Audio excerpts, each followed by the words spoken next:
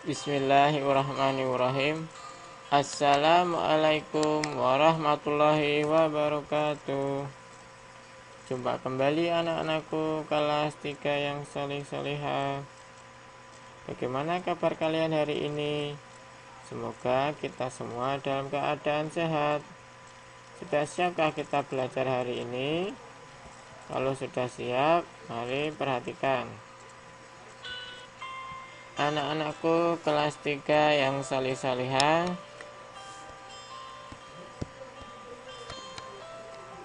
hari ini Rabu 23 September 2020 kita akan belajar tema 3, benda di sekitarku.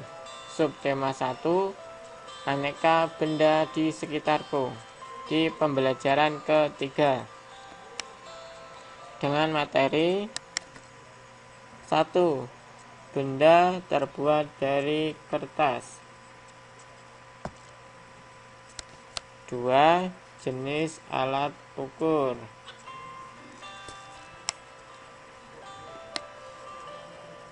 Anak-anakku kelas 3 yang solih-solihah, di materi yang pertama, benda terbuat dari kertas. Banyak benda yang terbuat dari kertas, seperti buku tulis yang biasa digunakan. Contoh lain, tisu, kardus, dan koran yang juga terbuat dari kertas. Kayu adalah bahan dasar untuk membuat kertas. Pembuatan kertas dilakukan secara bertahap di pabrik. Kayu-kayu besar dipotong hingga sebesar korek api. Setelah itu kayu dipanaskan hingga menjadi bahan lunak seperti bubur. Bubur inilah yang disebut bubur kertas atau pulp.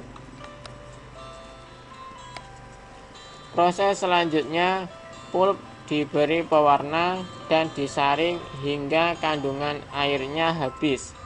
Pulp yang sudah kering meninggalkan ampas berupa serat selulosa yang saling terkait.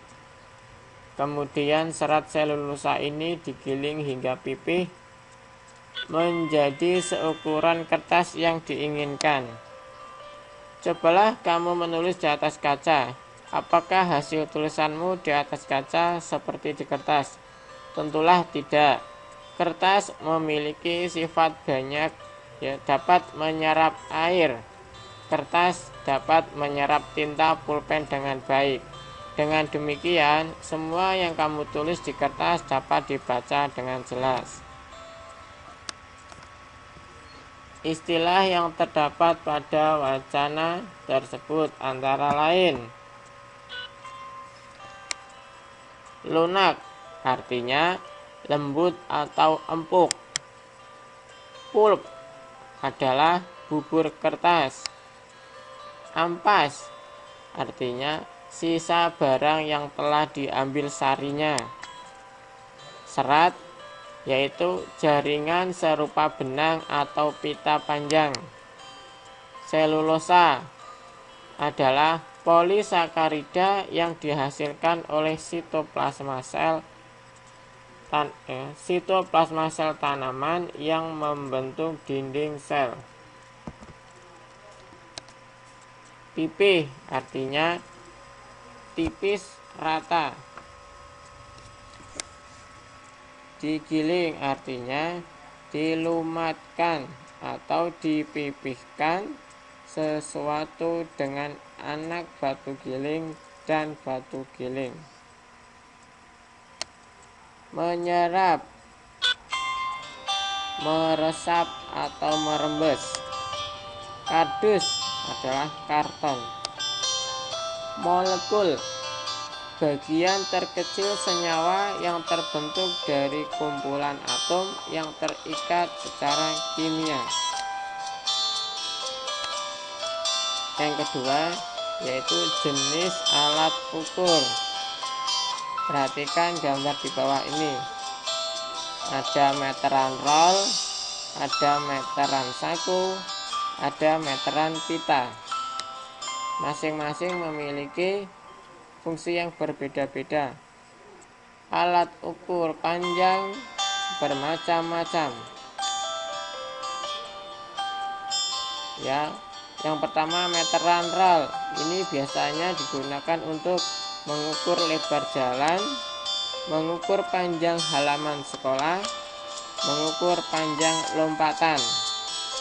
Yang kedua meteran saku, biasanya digunakan untuk mengukur panjang papan tulis, mengukur panjang meja, mengukur tinggi badan, juga bisa menggunakan meteran saku. Yang ketiga meteran pita. Ini biasanya digunakan untuk mengukur lingkar batang pohon.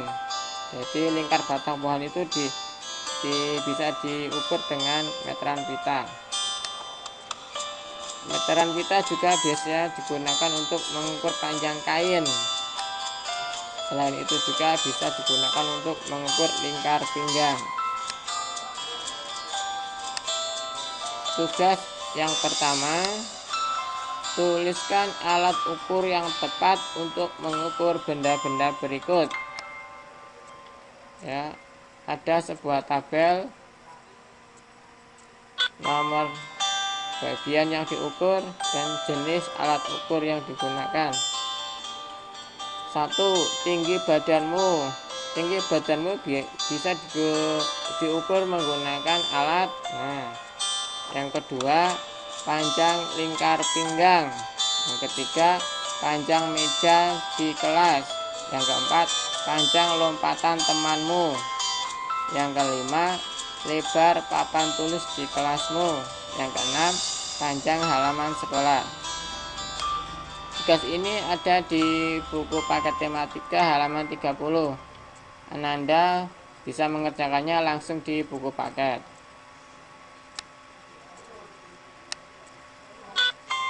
Untuk tugas yang kedua, ukurlah tinggi badan anggota keluargamu di rumah. Tugas yang ini nanti Ananda tulis di buku tulis masing-masing. Nanti nomor 1, siswa, ya kalian tulis nama kalian masing-masing. Setelah itu diukur tingginya berapa, ditulis. Yang kedua, ayah. 3, ibu. Yang keempat, kakak. Yang kelima, adik. Nanti masing-masing tingginya berapa ditulis. Yang selanjutnya yaitu urutkanlah hasil pengukuranmu, mulailah dari yang terpendek hingga yang tertinggi. Yang terpendek siapa, selanjutnya siapa, sampai yang tertinggi. Demikian pembelajaran kita pada hari ini. Tetap semangat, selalu jaga kesehatan,